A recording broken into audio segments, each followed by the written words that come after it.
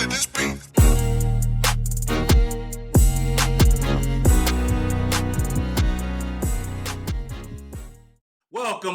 Welcome to another episode of Gamecocks Talk with Captain Will. I'm your boy, Captain Will. Make sure you like, make sure you share, make sure you subscribe to Gamecocks Talk with Captain Will so I can continue to bring you that gospel of Gamecocks every single day. You are now rocking with the best. Since you're rocking with the best, come rock with your boy, Captain Will. We got a good one today, y'all. I said we got a good one today, y'all. We are talking about relax. Gamecock women's basketball is fine. We are good over here. We are fine. We are still chilling. We are good. Don't get all up in an uproar of what you might see, what you might read. Don't get all up in an uproar on social media about the demise of the South Carolina Gamecock women's basketball program. That Don Staley is getting out recruited, that Don Staley is getting out coached, that Don Staley is letting basketball pass her by. Don't do that. Don't do that. Don't do that. Don't get all crazy about Justice Carlton committing to the Gamecocks. Justice Carlton, 6'2" forward from Texas, committed to Texas. The 7th ranked player in the country committed to our home state school. It was expected, y'all. It was expected for Justice Carlton to commit to Texas. We weren't expected to get justice. We weren't. It wasn't a surprise. When I got the tweet, I wasn't surprised about her committing to Texas. Texas is an upcoming program with a really good coach, and Texas is a huge state, and it's becoming a hotbed for talented players. So some of these talented players are going to stay at home. I salute her. Hope she does well at Texas. I hope she does well. I look forward to following her as the years go by because Texas will be in the SEC next year. So we will be seeing one Justice Carlton. We will be seeing her. So don't get crazy about that. Don't get crazy about Sarah Strong and Kate Koval doing a joint official visit. Don't get crazy about that. Don't get crazy about both of them going to LSU and LSU rolling out the red carpet for both of those players. Yes, right now Sarah Strong is ranked number 1 in the country. She is ranked number 1 in the country. Kate Koval is ranked 4th to 5th. 2 of the top post players in the country did an official visit with LSU. Does that mean that both of them are going to LSU? I don't know. I've been saying for a long time that LSU was a team to beat for the services of a Sarah Strong. I've been saying that for a long time now. If you follow Captain Who, I've been saying that. I've been saying that she is going to LSU. So it doesn't surprise me. It doesn't surprise me that she did an official visit and was tag team with Kate Koval. It doesn't surprise me. It doesn't surprise me that LSU did an in-home visit with Sarah Strong. I'm not surprised. They're doing whatever they can do to get the services of Sarah Strong. They are. I told you before. This is why you have to listen to Captain Will. This is why you have to listen to Captain Will. I told you before that the likelihood of Sarah Strong and Joyce Edwards coming to South Carolina is not high. Number one, they play the same position. So they would be taking minutes from each other. They're not going to tag team and come to the same school. That's not going to happen. Just like Justice Carlton went to her home state school, I expect the same thing to happen for Joyce Edwards to remain in South Carolina to go to USC. She been rocking with Don Staley since the 7th grade. So now it's going to change? Now it's going to change? So LSU will get Sarah Strong. I salute that. I get it. But South Carolina going to get Joyce Edwards. And last time I checked, Joyce Edwards is the number 2 ranked player in the country by whatever recruiting services that you might read. But for Captain Will eyes, and I saw them up close and personal for 3 days. I saw them. Joyce Edwards is just a hair bit better than Sarah Strong. But we're talking about apples and oranges, y'all. We're talking about apples and oranges. LSU going to get a great player. South Carolina going to get a great player. Both of these players will be dynamic for their respective schools. Okay? Will Kate Koval go to LSU? I don't know. I'm not sure right now. But if they do, if LSU is able to get the services of Sarah Strong and Kate Koval, that would be great for their recruiting class. That would be great for them. That would be great for them. But we're not going to get all huffy and puffy about what LSU does, because the last time I checked, the last time Captain Will checked, we beat them by 25 points.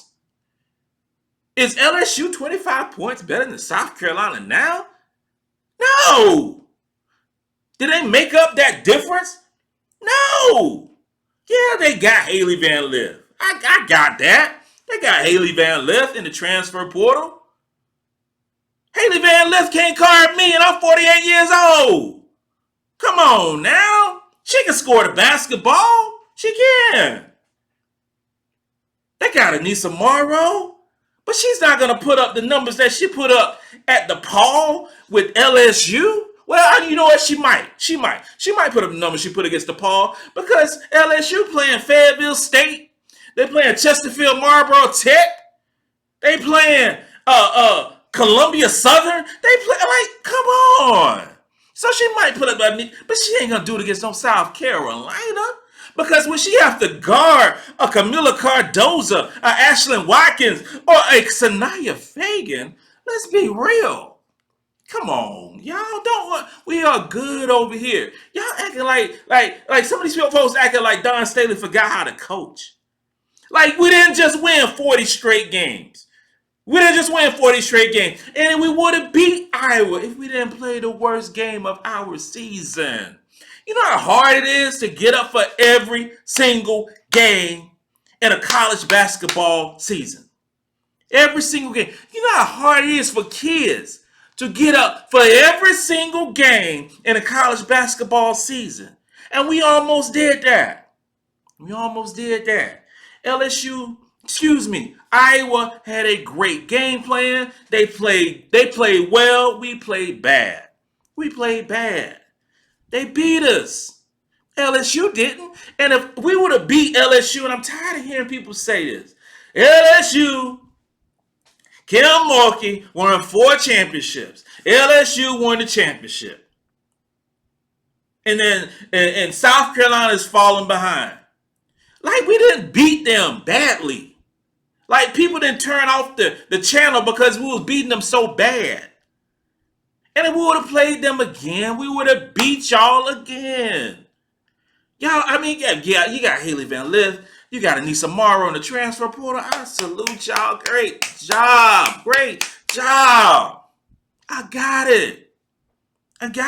But not like South Carolina just sat on their laurels and just chilled out and just relaxed. Not like they just got them some sweet tea and they eat some pig feet. Not like they did that. We were active in the transfer portal too, to get our biggest deficiency. Our biggest deficiency was a 3-point shooting.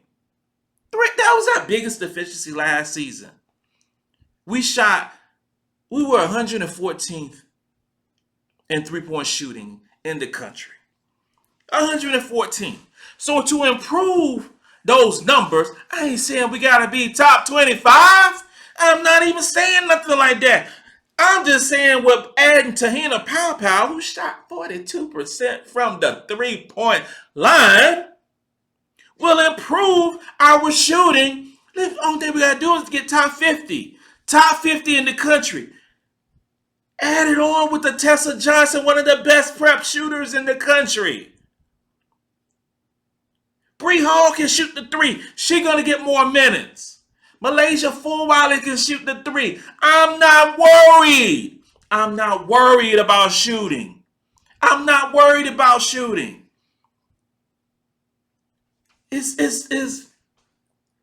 South Carolina is good, y'all. We are good. Let's talk about recruiting right now. We are good. Maddie McDaniel. Third ranked point guard in the country. 12th ranked player in the country. Is a baller. She's a baller and is only going to get better. Her stock will continue to rise during the 2024 season.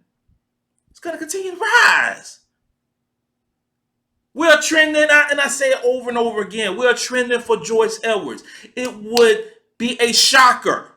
It would be a shocker if we don't get the services of Joyce Edwards.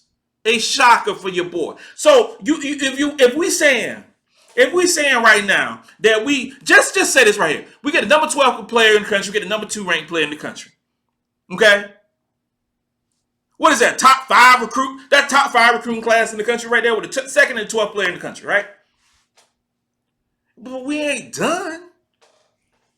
We ain't done with that. I still believe, and I'm gonna keep saying it until I'm proved different.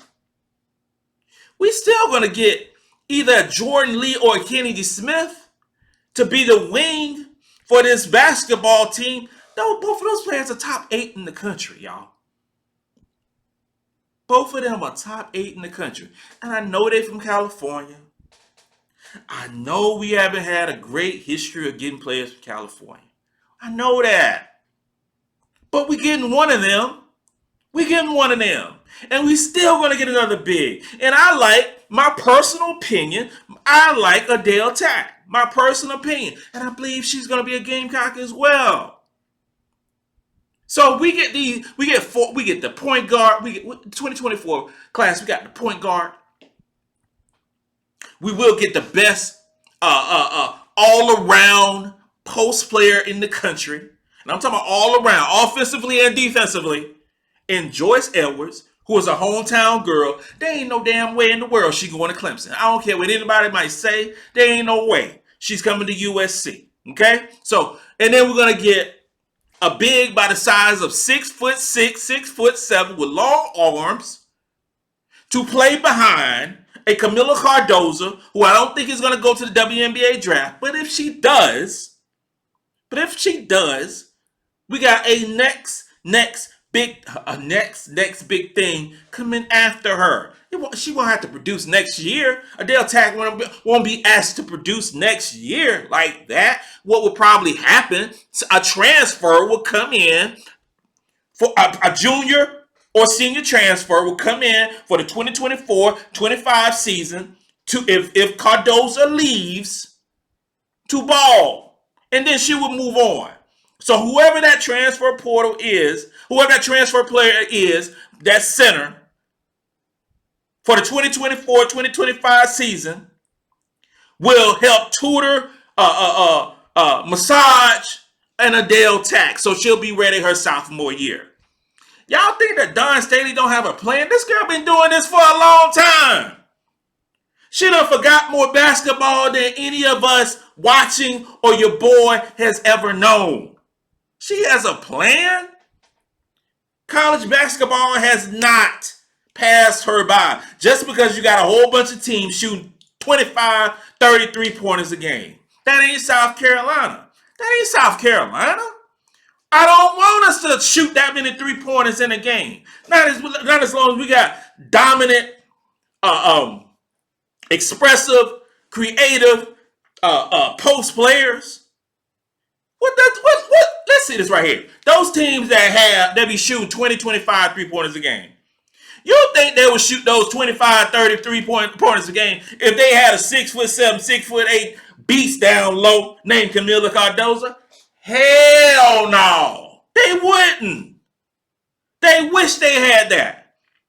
They wish they had a top 4 ranked player in her recruiting class in a Sanaya Fagan at the power forward position.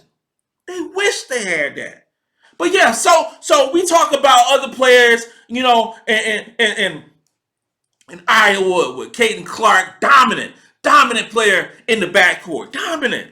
But they ain't got no post player that can compete with this. And I know you're gonna say, "Oh, Iowa beat us." They did beat us in our worst game. They ain't beating us no damn this year. That ain't happening. Please wave off Tahina Pow. Please wave off Tahina Pow. Please wave off Tessa Johnson. Lord Jesus, please wave off Elijah Fulwiler. She gonna break ankles all over the court. And there is a one Raven Johnson who people is just forgetting about because she don't shoot 8 3-pointers a game. Hollywood Raven Johnson is going to bring it this year. I know this because she told me. I know this. She has receipts on everything. Raven Johnson, like, I guess people just think that because she can't shoot the 3 at a high rate as some of the other great players, great point guards in the country, that she can't play basketball. I'm like, what are we talking about? What are we talking about? We are good over here in South Carolina, y'all. We are good. We are good on the recruiting front. We are good on the upcoming season.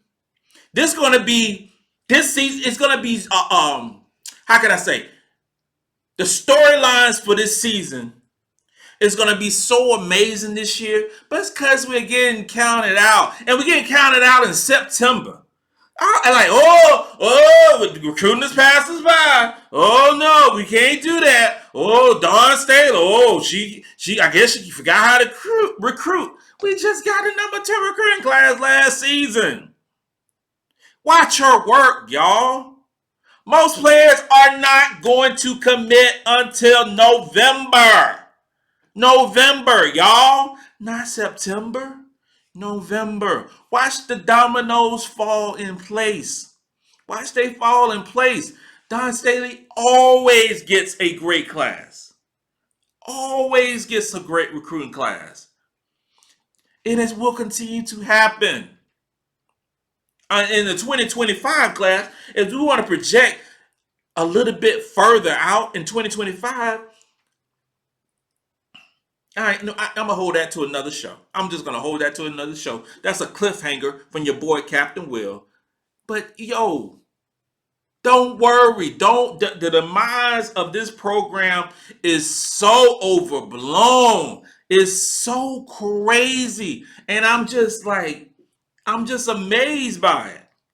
I'm just amazed by the whole situation of the demise of the South Carolina women's basketball program. Because of a couple of official visits to a rival team and another player committing in Texas at her home state school. We good. We are good. Ain't no worries over here. We are straight. We are straight. And with that being said, this concludes another episode of Gamecocks Talk with Captain Will. I'm your boy, Captain Will. Make sure you like, make sure you share, make sure you subscribe to Gamecocks Talk with Captain Will, the only daily podcast, the only daily newspaper, the only daily radio, however you may get your news. The only daily outlet for Gamecock women's basketball. You're not rocking with the best. And since you're rocking with the best, did I say football? The only Gamecock women's basketball.